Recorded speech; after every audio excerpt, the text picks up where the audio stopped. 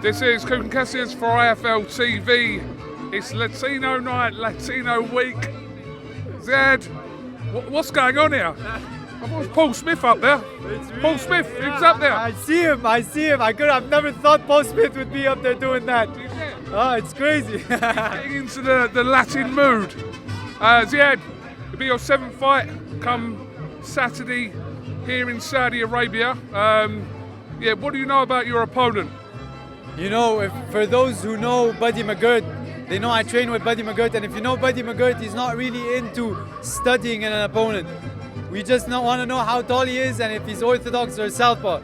That's it. But other than that, we worry about us. We think about us trying to become the best version Zizo can be. Going into the fight, we will find out what the opponent is all about round 1 and round 2.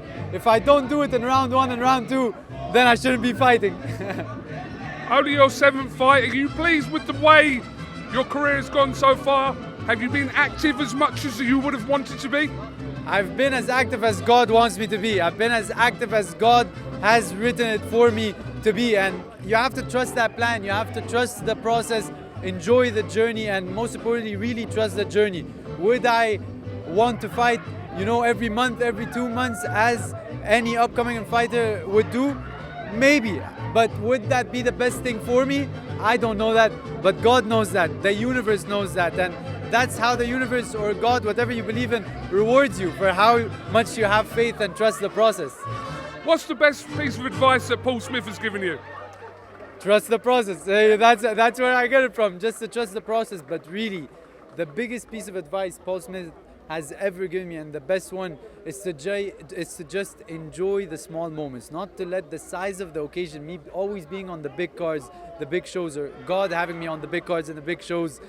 Don't let the size of the occasion take away from the small moments, like an interview with IFLTV, right? Or like other interviews, or the saying hi to this celebrity, that celebrity, fighting on these stages, beating that opponents that if you go to a 10-year-old, 11-year-old Zizo, who was fighting only 4 times a year in the amateurs, where others abroad back then would fight every weekend. If you tell Zizo you would be beating international opponents like that today, given the guy who didn't have a boxing ring when he was younger, didn't have boxing bags that didn't move when you didn't hit them.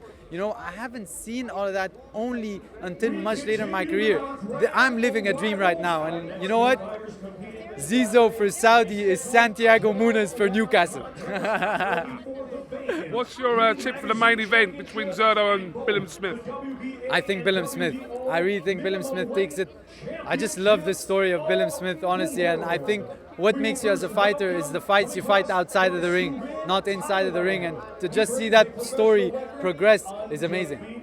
There is another fight happening in Dallas on the same night that I'm sure you're aware of. Are you interested to watch what Mike Tyson and Jake Paul do? I'm just interested in hearing the good news that Mike Tyson is out of there, safe and good. Win, lose, draw. This is something up to the other show, but I just want to make sure that one of my idols is all safe.